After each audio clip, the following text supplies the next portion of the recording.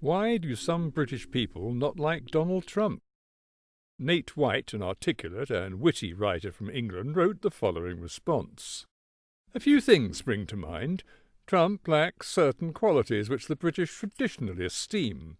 For instance, he has no class, no charm, no coolness, no credibility, no compassion, no wit, no warmth, no wisdom, no subtlety, no sensitivity, no self-awareness, no humility, no honour, and no grace. All qualities, funnily enough, with which his predecessor, Mr. Obama, was generously blessed. So, for us, the stark contrast does rather throw Trump's limitations into embarrassingly sharp relief. Plus, we like a laugh, and while Trump may be very laughable, he has never once said anything wry, witty, or even faintly amusing. Not once, ever. I don't say that rhetorically, I mean it quite literally. Not once, not ever. And that fact is particularly disturbing to the British sensibility. For us, to lack humour is almost inhuman. But with Trump, it's a fact. He doesn't even seem to understand what a joke is. His idea of a joke is crass comment, an illiterate insult, a casual act of cruelty. Trump is a troll, and like all trolls, he is never funny, and he never laughs. He only crows or jeers. And scarily, he doesn't just talk in crude, witless insults. He actually thinks in them. His mind is a simple, bot-like algorithm of petty prejudices and knee-jerk nastiness. There is never any underlayer of irony, complexity, nuance, or depth. It's all surface. Some Americans might see this as refreshingly upfront. Well, we don't. We see it as having no inner world, no soul, and in Britain we traditionally side with David, not Goliath. All our heroes are plucky underdogs. Robin Hood, Dick Whittington, Oliver Twist. Trump is neither plucky nor an underdog. He is the exact opposite of that.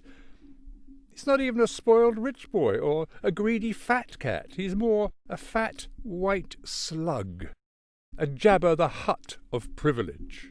And worse, he is that most unforgivable of all things to the British, a bully.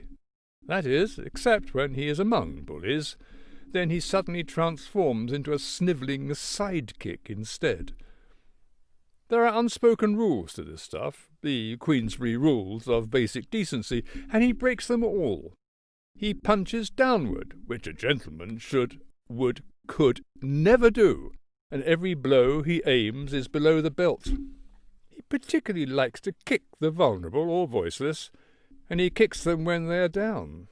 So, the fact that a significant minority, perhaps a third of Americans, look at what he does, listen to what he says, and then think, yeah, he seems like my kind of guy, is a matter of some confusion and no little distress to British people, given that, one, Americans are supposed to be nicer than us, and mostly are.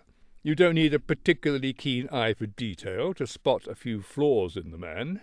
This last point is what especially confuses and dismays British people, and many other people too.